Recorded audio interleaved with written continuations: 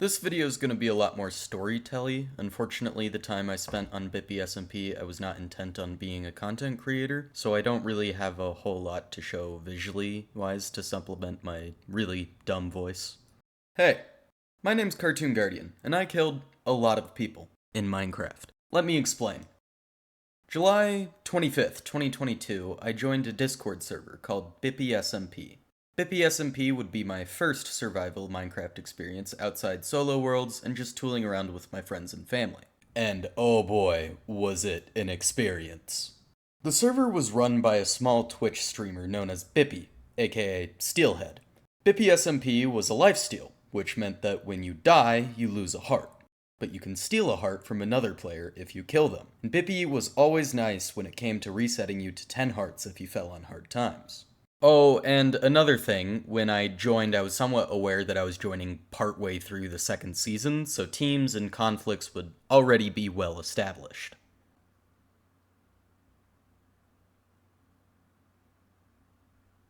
Other than being lifesteal, an important aspect with Bippy SMP was the economy plugin. You could gain money from killing mobs or selling items/blocks, and you could buy certain items from a shop. And within 24 hours of joining the server, I was rank number 1 on the economy leaderboard with over $1 million, which was over 3 times as much as second place. How, you may ask? To that I answer, no, I'm not gonna give you my secrets. I'm just kidding. I built a modified end farm with a player named Fortnite Lover, and with an oversight by the mods that allowed ender pearls to be sold for $45 each, which gave me a lot of money. Now, I'm a capitalist. I don't like inflation, and I know that infinite money for everybody is not good for the economy. So I wanted to limit access to this farm, so it would only be infinite money for me and a select few. So I made some rules. 1. No more than 2 people could be using it at a time. 2. A single person could not spend more than 1 hour at the farm at a time. 3. The farm was a neutral, no-kill zone, so despite grievances with other players, you must wait until you are both away from the farm for risk of destroying it. 4. You may only use the farm if you are on the official Go list, which Cartoon Guardian, me, would have sole control on who goes on and when. 5. If you are caught using the farm without being cleared, you are kill on sight. I also charged a decent amount for the spot on a Go list, usually either around 50k or a heart. With this, I got to 14 hearts in just a couple of days.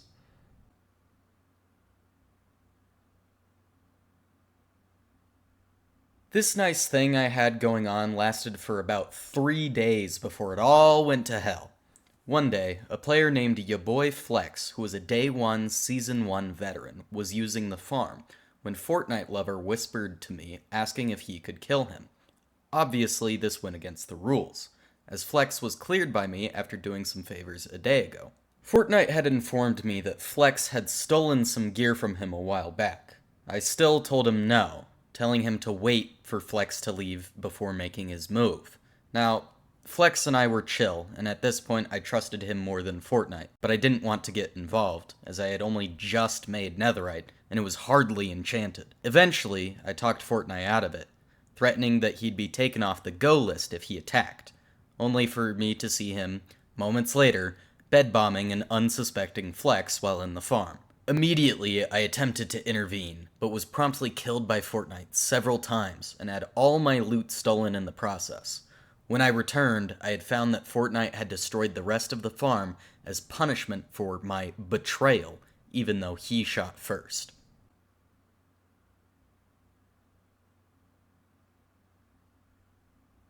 Shortly after dying, I met up with Flex as well as some other players, including an ally of Flex's named Tiercane, as well as another, but I forget their name, and they ended up disappearing off the face of the earth for the rest of the season. We all had our grievances with Fortnite Lover, as he'd often prey on new players and steal their hearts, which would cause them to quit, stagnating the growth of the server, and decided to make a team to protect new players, as well as have an ongoing operation to find his base and destroy everything he's built on this server.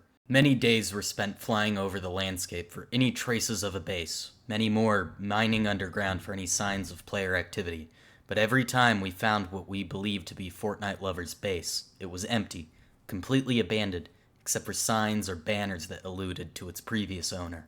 Otherwise, we quickly became one of, if not the strongest team on the server, with only 3 members. Flex and Tierkane were pretty skilled at PvP, and I was not, on the contrary. To be completely honest, it's been 2 years and I'm still really bad at it. But to make up for the lack of skill in the game, I was absurdly rich by this point. I'd gotten over 50 million buckaroonies, essentially becoming my team's sugar daddy, funding any of our operations and allowing us to create many sets of max enchanted gear. I also reconstructed several more renditions of the end farm to continue gaining massive amounts of wealth, as well as each of us being able to surpass over 40 hearts.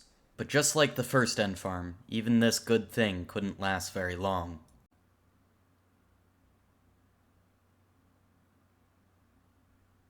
One of the biggest events that happened within Season 2 was the evacuation of the Nomads, which was the largest team on the server, boasting at least 12 players, as well as often welcoming in new players into their ranks. Because of this, we were pretty good allies.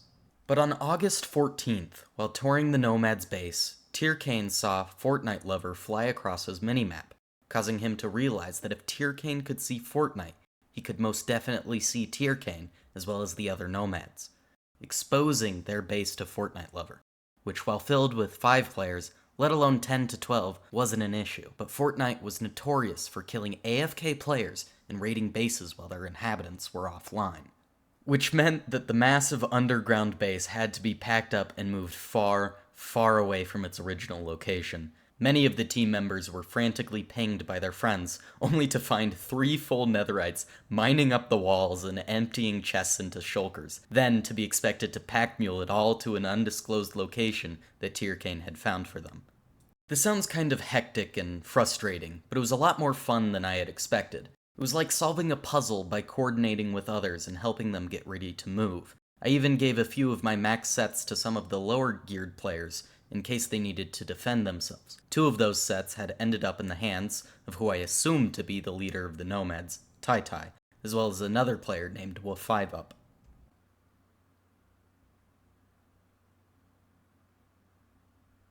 While we were amassing power and influence across the server, in the eyes of one of our teammates, we grew stagnant, boring, and making Bippy SMP uneventful. So, pretty damn quickly things changed. August 16th, 2:31 p.m., I was AFKing at a gas farm I had been working on, when I was pinged by Tierkane with a screenshot of my death message. After some confusion, Fortnite Lover took responsibility, and this was a problem, as the gas farm was situated on the nether roof, right above a portal that led straight into our base. This led me to question how Fortnite had found me, since the farm was thousands of blocks away from any other location, and I was hidden from sight above the farm itself. Although my paranoia didn't have much time to set in, as the very next day, while outside of the base, I saw some very peculiar chat messages. First came in, "Ya boy Flex 69 was slain by Tierkane." I didn't think much of it, as both had been growing a bit antsy the past couple of days, resorting in sparring, sometimes resulting in a death.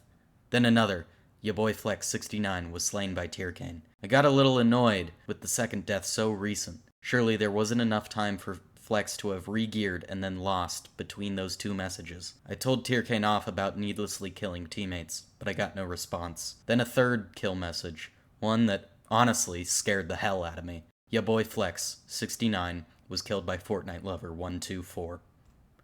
Which only meant one thing, that Fortnite had found the base. Quickly, I teleported home in the hopes to back up Tierkane fending off Fortnite Lover, but I was shocked to see them not only destroying the base, but immediately hard target me and kill me 2 or 3 times before I could type /spawn as fast as my hands could allow. A few minutes later, I exchanged some heated words with Tierkane over his betrayal, and to be honest, they were just bored and wanted to cause some mischief. And in hindsight, I completely understand their motive, but at the moment, I was pretty damn pissed. At this point in the season, I had lost 7 or 8 sets of max gear, and I was getting very tired of it. So I journeyed to the edge of the world and asked Flex and Bippy to meet me there. This is where I handed all of my remaining funds and 40-something hearts to Flex, Bippy, 5UP, and Tai, and all other players that had been kind to me over my time on this server. And we took a final screenshot as I left Bippy SMP's second season.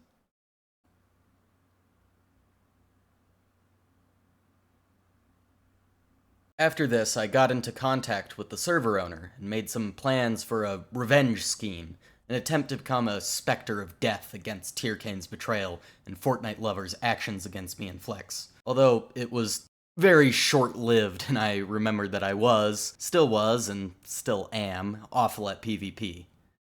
Shortly after these events, people stopped playing as much, and eventually Bippy called an end to the season, as it was in need of a fresh start. Hello, and thank you for making it all the way here at the end. Thank you so much for watching, and I hope you enjoyed it.